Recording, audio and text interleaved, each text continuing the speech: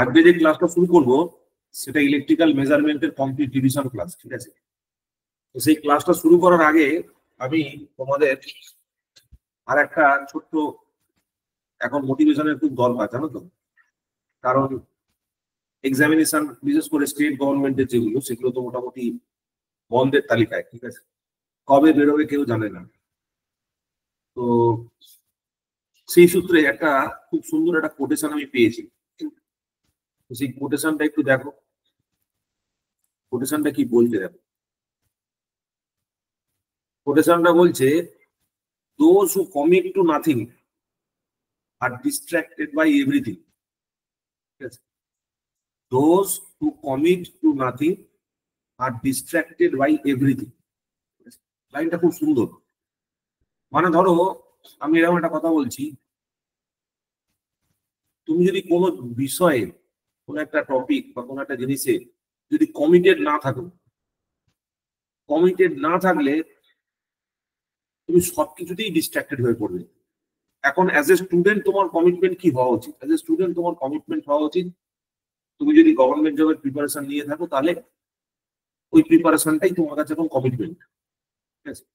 মানে তুমি যদি জেনুইনলি কোনো বিষয় কমিটেড হও তাহলে কিন্তু তুমি কোনো জিনিস দিয়ে ডিস্ট্রাক্টেড থাকবে না, এক নম্বর। তো এইটা করার পর আমি যেটা বুঝলাম যে আমার ক্ষেত্রে যেটা অ্যাপ্লিকেবল, সেটা হচ্ছে আমার ওভারওয়েট, ঠিক আছে? আমি ওভারওয়েট। তো যদি নিজের হেলথটাকে আমাকে ঠিক করতে হয়, সেক্ষেত্রে আমাকে রেগুলার বেসে ফিজিক্যাল ওয়ার্কআউট বলো বা যাই বলো সেটা করতে হবে, ঠিক আছে? যতক্ষণ পর্যন্ত যদি কমিটমেন্ট না থাকে, তাহলে আমি প্রত্যেকদিন সকালবেলা উঠে যদি একটা কাজকে কমিটেড না হয়ে যায়, ততক্ষণ পর্যন্ত কিন্তু সেই আলটিমেট গোলটা তুমি রিচ করতে পারবে না, কোনোভাবেই তোমার পক্ষে কিন্তু পসিবল হবে না। সো কমিটমেন্ট ইজ আলটিমেট, ঠিক আছে? যদি কমিটমেন্ট না থাকে তাহলে কোনোভাবেই কিছু হবে না। যাই হোক, আজকে তাহলে শুরু করা যাক। আজকে শুরু করার আগে দু চারটে জিনিস একটু বলে রাখি। সেটা হচ্ছে আমাদের এই ভিডিওটার বেশ কিছুটা অংশ ইউটিউবে লাইভ থাকবে, ঠিক আছে? তো আমাদের যে তিনটে ব্যাচ আমরা চালু করেছি, একটা হচ্ছে আরআরবি জেইর জন্য, ঠিক আছে, এসএসসি জেইর জন্য, আর এএলপি টেকনিশিয়ানের জন্য। তিনটে ব্যাচেরই ক্লাস লাইভ হয়ে গেছে। 1 এপ্রিল থেকে সবে ক্লাস চালু হয়েছে। তোমরা যারা জয়েন করবে, ডেসক্রিপশনে কন্ট্যাক্ট নাম্বার দেওয়া থাকবে, সেখান থেকে কল করে নেবে, ঠিক আছে? এবার চলে আসছি আজকের টপিকে, ঠিক আছে? Electrical measurement. যেরকম ভাবে অন্যান্য সাবজেক্টগুলোর আমরা পড়াশোনা করেছি, সেইভাবে ইলেকট্রিক্যাল মেজারমেন্টও পড়বো। ইলেকট্রিক্যাল মেজারমেন্টের রিভিশনের জন্য একটা সেপারেট নোট আছে আর একটা কোশ্চেন সেট আছে, ঠিক আছে? তো এই কোশ্চেন সেট গুলো সবার কাছে রিকোয়েস্ট থাকবে, তোমরা যারা ক্লাস করছো কেউ শেয়ার করো না, ঠিক আছে? তো এই পুরোটা আমাদের কোশ্চেন সেটটা তোমাদের দেয়া রয়েছে, তোমরা প্র্যাকটিস করবে। এর সাথে সাথে অ্যান্সার কিটাও তোমাদের দিয়ে দেওয়া হবে, ঠিক আছে? প্রথমে কোশ্চেন সেটটা রিলিজ করা হচ্ছে, তারপর অ্যান্সার কিটা দিয়ে দেওয়া হবে। তো চলো তাহলে শুরু করা যাক। একটু একটু করে আমাদের পড়াশোনাটাকে এগিয়ে নিয়ে যাওয়া যাচ্ছে। প্রথমে আমাদের মেজারমেন্টের ক্ষেত্রে প্রথম যে ইম্পর্টেন্ট প্যারামিটার, সেটা হচ্ছে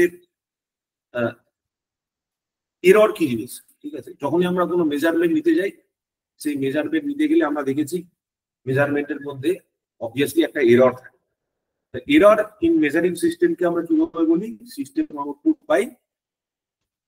আউটপুট মাইনাস সিস্টেম ইনপুট, তাই তো? এইভাবে রিপ্রেজেন্ট করে থাকি, system output minus system input. এইটাকেই আমরা এএম মাইনাস এটি এইভাবেও রিপ্রেজেন্ট করে থাকি, এএম মাইনাস এটি এইভাবেও রিপ্রেজেন্ট করে থাকি। এখানকার একটা ইম্পর্টেন্ট টার্ম রয়েছে relative static error. What is relative static error? Delta A by AT is the relative static error. এবার এই এটিটাকে বলা হয় true value of the quantity under measurement, আর এএমটাকে বলা হয় মেজার্ড ভ্যালু। এবার কেউ বলতে পারবে what is measured value and what is true value? Measured value কাকে বলবো আর ট্রু ভ্যালু কাকে বলবো? এনিবডি? কারোর কোনো আইডিয়া? স্যার মানে ট্রু ভ্যালুটা একটা স্ট্যান্ডার্ড ভ্যালু, যেটাকে আমরা রেফারেন্স ধরি। আচ্ছা। আর মেজারটা যেটা মেজারমেন্টের পরে যেটা পাই, আচ্ছা, আর কেউ? জয়দেব, শামীম, অরিন্দম, বলো।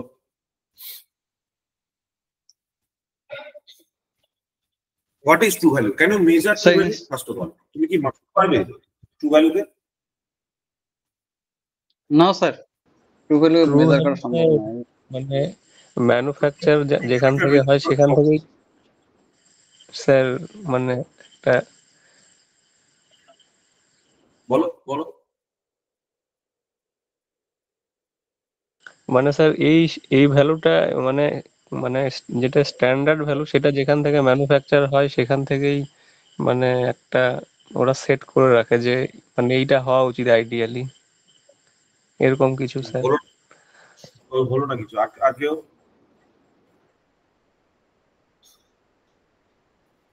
স্যার ট্রু ভ্যালু মেজারেবল নয় স্যার, মানুষ মেজার করতে পারবে না। আর মেজার্ড ভ্যালু হচ্ছে স্যার যেটা আমরা সচরাচর মেজার করে থাকি। যাই হোক, ব্যাপারটা টেম্পোরারি হল। ট্রু ভ্যালু মেজার করতে পারবে না এমনটা নয়, ট্রু ভ্যালু মেজার করা যায়। কিন্তু তুমি যদি তোমার জীবনটা শেষ করতে চাও সেই ট্রু ভ্যালু মাপতে গিয়ে, তাহলে তুমি করতে পারো। কিরকম ব্যাপার? ধরো তোমার কাছে একটা অ্যামমিটার আছে, একটা রেজিস্ট্যান্স আছে, একটা সোর্স আছে। বলছে যে কোনো একটা রিডিং কে তুমি যদি ইনফাইনাইট টাইমস এর জন্য নিতে পারো, সারা জীবন ধরে তুমি ওই অ্যামমিটারে কারেন্টের কাঁটার দিকে তাকিয়ে আছো যে 0.1 অ্যাম্পিয়ার কমছে না 0.2 অ্যাম্পিয়ার বাড়ছে, ঠিক আছে? এই যে ভ্যারিয়েশনটা, এই ভ্যারিয়েশনটা করার যদি আমি ইনফাইনাইট রিডিংস নিতে পারি এবং সেই ইনফাইনাইট রিডিংস এর যে অ্যাভারেজ বেরোবে সেইটাকে বলা হয় ট্রু ভ্যালু, ঠিক আছে?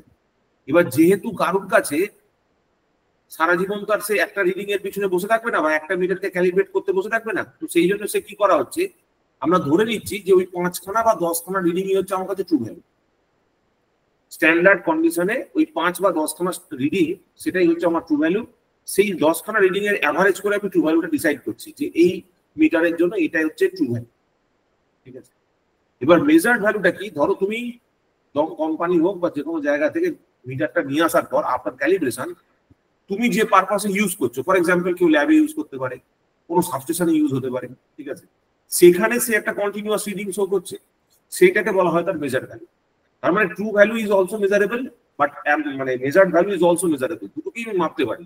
কিন্তু সমস্যাটা হচ্ছে true value actual by definition ওটাকে মাপা যাবে না, কারণ ইনফাইনাইট টাইমের জন্য তো বসে থাকবে না, ঠিক আছে? তারপরে ট্রু ভ্যালুটা আমরা পাচ্ছি কোত্থেকে? ইট ইজ এ মানে এটা এরকম একটা ব্যাপার যে আমিও মেনে নিলাম, চন্দনও মেনে নিল, জয়দেবও মেনে নিল, স্বামীও মেনে নিল যে আমি 10খানা রিডিং নিয়েছি আর সেই 10খানা রিডিং এর অ্যাভারেজটাই হচ্ছে ট্রু ভ্যালু। এটা আমরা সবাই মিলে যৌথভাবে মেনে নিয়েছি, ঠিক আছে? That is the definition of true value. True value মানে হচ্ছে ইনফাইনাইট রিডিংস। তুমি যদি বাই ডেফিনিশন যাও, বাই ডেফিনিশন হচ্ছে ইনফাইনাইট নাম্বার অফ রিডিংস নিয়ে তার অ্যাভারেজ করলে যে ভ্যালুটা পাওয়া যাবে সেটাই হচ্ছে তার ট্রু। তার মানে তো আমি বসে থাকতে পারি না, আমার তো একটা ভ্যালু লাগবে। সেই জন্য আমি কি করি, একটা স্পেসিফাইড সেট অফ রিডিংস কে অ্যাভারেজ করে ট্রু ভ্যালুটা নিয়ে দিই, ঠিক আছে? এবং that is accepted by everybody, মানে সেটা সবাই অ্যাকসেপ্ট করে। রিলেটিভ স্যার স্ট্যাটিকের ওইটা কি যেখান থেকে স্যার ম্যানুফ্যাকচার হয় ওখান থেকেই পুরো সিলেক্ট করে দেয় তো যে না এই এই ভ্যালুটাই স্ট্যান্ডার্ড বা ট্রু ভ্যালু হবে? ওটা ফিক্স করা থাকে, ওটা সবাই করে একই জিনিস মাপবে।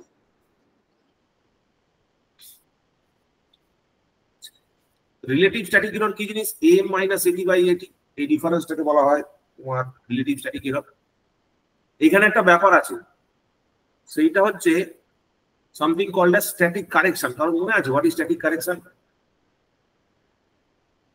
রিলেটিভ স্ট্যাটিক এররটা হচ্ছে, বলো। ওই যে স্যার ডেল এ যেটা লিখেছেন স্যার, মানে প্লাস মাইনাস হয় ওইটা স্যার। এইটাই হচ্ছে তোমার কাছে স্ট্যাটিক কারেকশন, এটাকে বলা হয় স্ট্যাটিক কারেকশন, ঠিক আছে? এই সাইনটাকে আমি যদি চেঞ্জ করে দিই মাইনাস অফ ডেল্টা, মানে এটি মাইনাস এম করলে তাই হচ্ছে স্ট্যাটিক কারেকশন, এটাকে বলে স্ট্যাটিক কারেকশন। অ্যাকিউরেসি কি জিনিস? 100 মাইনাস পার্সেন্টেজ আরএসি অথবা লিমিটিং এরর। আর 100 থেকে পার্সেন্টেজ লিমিটিং এররটা তুমি যদি বাদ দাও তাহলে পার্সেন্টেজ অ্যাকিউরেসি পেয়ে যাও। The quality of the instrument is always decided by relative static error. Relative static error থেকে আমরা কোন একটা মিটার বা ইনস্ট্রুমেন্টের কোয়ালিটি সেটাকে ডিটারমাইন করে থাকি। Error is always expressed in terms of true value of the variable. Error K express করতে গেলে ওই a minus at in terms of true value তুমি তাকে শো করতে পারো। এবার চলে আসছি ক্লাসিফিকেশন অফ ইনস্ট্রুমেন্ট, কত রকম ইনস্ট্রুমেন্ট হতে পারে বলছে। Based on the quantity under measurement, আমরা ভোল্টেজ মাপতে গেলে ভোল্টমিটার লাগবে, ঠিক আছে। কারেন্ট মাপতে গেলে অ্যামিটার লাগবে, এগুলো আমরা জানি। পাওয়ার মাপতে গেলে ওয়াট মিটার, এনার্জি মাপতে গেলে এনার্জি মিটার, পাওয়ার ফ্যাক্টর মাপতে গেলে পাওয়ার ফ্যাক্টর মিটার, তারপরে ফ্রিকোয়েন্সি তুমি যদি মাপতে চাও ফ্রিকোয়েন্সি মাপতে গেলে ফ্রিকোয়েন্সি মিটার, ঠিক আছে। তো এইগুলো সমস্ত কিছু আমাদের দরকার। ফ্রিকোয়েন্সি মিটার আমাদের লাগবে। বেসড অন প্রিন্সিপাল তুমি যদি বলো, ইলেকট্রোস্ট্যাটিক ফিল্ড এফেক্টের উপর কিছু কাজ করে, কিছু ম্যাগনেটিক ফিল্ড এফেক্টের উপর কাজ করে, কিছু ইন্ডাকশনের উপর কাজ করে, কিছু থার্মাল এফেক্টের উপর কাজ করে। বেসড অন রিপ্রেজেন্টেশন তিন ধরনের ইনস্ট্রুমেন্ট হয়, একটা হচ্ছে ইন্ডিকেটিং, রেকর্ডিং আর ইন্টিগ্রেটিং, আর একটা হচ্ছে নাল টাইপ, ঠিক আছে। ইন্ডিকেটিং ইনস্ট্রুমেন্ট কোনগুলো? যেগুলো তোমার মিটারের যে রিডিংটা আছে একটা পয়েন্টারের ডিফ্লেকশনের থ্রু দিয়ে শো করে, ঠিক আছে। রেকর্ডিং ইনস্ট্রুমেন্ট কি করে? কোনো ডেটাকে কন্টিনিউয়াস রেকর্ড করতে থাকে। ইন্টিগ্রেটিং ইনস্ট্রুমেন্ট কি করে? এই দুটো পারপাসকে একসাথে কোলাজ করে, মানে একসাথে কোনো একটা ডেটাকে রিডও করছে প্লাস রেকর্ডও করছে, তখন সেটাকে আমরা বলবো ইন্টিগ্রেটিং ইনস্ট্রুমেন্ট। নাল টাইপ ইনস্ট্রুমেন্ট কোনগুলো? নাল টাইপ ইনস্ট্রুমেন্ট হচ্ছে জেনারেলি গ্যালভানোমিটার হচ্ছে একটা নাল টাইপ ইনস্ট্রুমেন্ট। এগুলো মানে কোন একটা জিরো পয়েন্ট এসেছে কিনা সেইটার জন্য কাজে লাগে। যেমন করবো ইন্ডাকটেন্স মেজারমেন্ট, ক্যাপাসিটেন্স মেজারমেন্ট, সেগুলোর ক্ষেত্রে একটা সার্কিটে আমাদের ওই ডিটেক্টর লাগানো থাকে। ওইগুলো হচ্ছে একটা নাল টাইপ ইনস্ট্রুমেন্ট। কখন ব্রিজটা ব্যালেন্স হচ্ছে সেইটা ইন্ডিকেশন আমরা সেখান থেকে পাচ্ছি। আচ্ছা, এইবার দেখো এখানে একটা জিনিস গুরুত্বপূর্ণ লেখা আছে, সেটা হচ্ছে কি কোন ধরনের মিটারে কি কি জিনিস হয়। যেমন পিএমএমসি মিটারে অ্যামমিটার, ভোল্টমিটার হয়, ওয়াট মিটার হয় না। পিএমএমসি মিটারে অ্যামমিটার, ভোল্টমিটার, ওয়াট মিটার সবকিছুই হয়। এমআই টাইপ অ্যামমিটার, ভোল্টমিটার হয়। ওহম মিটার রেজিস্ট্যান্স মাপবে, মেগারে রেজিস্ট্যান্স মাপা যাবে, ঠিক আছে। এখানে অনেকগুলো রেকর্ডিং ইনস্ট্রুমেন্টের লেখা রয়েছে। একটা ইন্ডিকেটিং ইনস্ট্রুমেন্টের নাম বলো তো। What is an example of indicating instrument? Ampere hour meter, watt hour meter. Watt hour meter বা এনার্জি মিটার যাই বল, সেগুলো হচ্ছে আমাদের কাছে ইন্ডিকেটিং ইনস্ট্রুমেন্টের এক্সাম্পল। ইন্ডিকেটিং ইনস্ট্রুমেন্টস যেগুলো থাকে হ্যাজ থ্রি এসেনশিয়াল কম্পোনেন্টস, তিনটে মেইন তাদের ফাংশন থাকে। একটা হচ্ছে ডিফ্লেকশন, কন্ট্রোল এন্ড ড্যাম্পিং। ব্যাপারটা কি? প্রথম কথা হচ্ছে মিটারের মধ্যে দিয়ে আমি কারেন্ট মাপবো বা ভোল্টেজ মাপবো, কিছু একটা মাপবো।